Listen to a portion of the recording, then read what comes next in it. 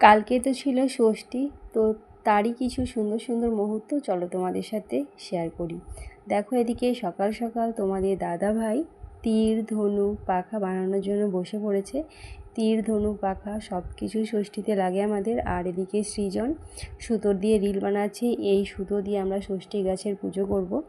আর এইদিকে দেখো মা সমস্ত কিছু জোগাড় করছে পুজোর, আর সেই সঙ্গে ঘরের পুজোটাও করে নিচ্ছে। এখানে কিন্তু অনেক রকম জিনিস লাগে। দেখো এখানে কিন্তু কলার পেটকে দিয়ে চালের গুঁড়ো দিয়ে শাখা বানানো হয়েছে, যেটা ষষ্ঠী ঠাকুরকে দেবে।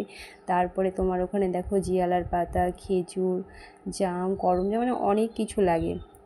তো সমস্ত কিছুই মা একা হাতে জোগাড় করছে সকাল থেকে, প্রায় 1 ঘন্টার উপর লেগে যায় জোগাড় করতে।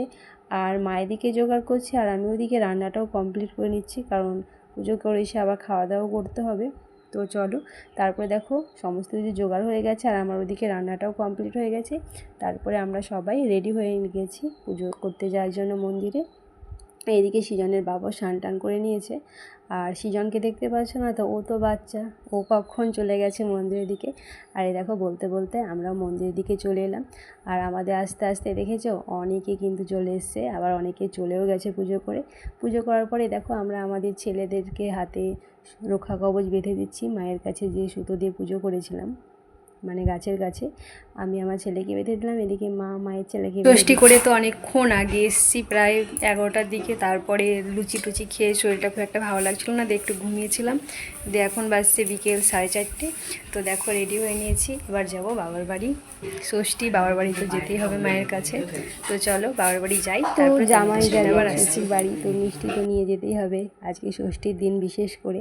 তাই দেখো এখানে মিষ্টির দোকানে চলে এলাম মিষ্টি কিনতে। আর এই দোকানে না অনেক রকমের, দেখতেই পাচ্ছ, মিষ্টি আছে, বিভিন্ন ধরনের মিষ্টি আছে। এখান থেকে আমার মানে চয়েস মতন কিছু মিষ্টি নিয়ে নিলাম। আর ওই দোকানে জানো মিষ্টি দইটা পেলাম না বলে আমরা আরেকটা দোকানে এলাম মিষ্টি দই নিতে। তাই এখানেও দইটা বলছে ওরা টক দই হবে, মিষ্টি দই হবে না। তাই আমি বললাম থাক, মিষ্টি দই আর নিতে হবে না, দইটা তুমি কোল্ড ড্রিঙ্কস নিয়ে নাও। দিয়ে আবার দেখো একটা কোল্ড ড্রিঙ্কস নিয়ে নেওয়া হলো। তারপরে দেখো বাবার বাড়িতে চলে এসেছি। আর সৃজন দই তো পাইনি, কোল্ড ড্রিঙ্কস আর মিষ্টি নিয়ে চলে গেল ভেতরের দিকে মাকে দেবে। আর মা ঘরের দিকে ছিল। তো চলো ঘরের দিকে আমরাও যাই।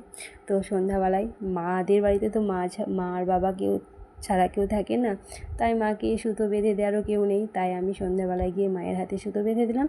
আর এই সুতোটা কিন্তু আমার শাশুড়ি মা আমাকে বেঁধে দিয়েছিল গাছতলাতে, সেটাই আবার দেখছি আমরা।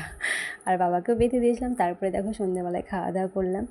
আর আমাদের কিন্তু ষষ্ঠীতে কোনো স্পেশাল কিছু খাওয়া দাওয়ার আয়োজন করা হয় না, কারণ আমরা তো মানে ষষ্ঠীর দিনে পুরো নিরামিষ খাই, লুচি তরকারি। তো লুচি খেতে ভালো লাগছিল না, আর মাকে বললাম তুমি ডালিয়ার খিচুড়ি করো, সেটাই খেয়ে নেব। সারাদিন লুচি খেয়ে না কিচ্ছু ভালো লাগছিলো না।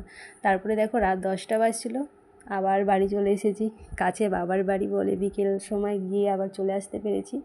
যেমন আমার দিদিদের অনেক দূরে বাড়ি বলে দিদিরা না ষষ্ঠীতে কোনো বছরই আসতে পারে না। আমার কাছে বাবার বাড়ি, সেই জন্য আমার যাওয়া হয়েছিল। তো চলো আজকের ভিডিওটা কেমন লাগলো অবশ্যই কমেন্ট করে বলো। চলো টাটা।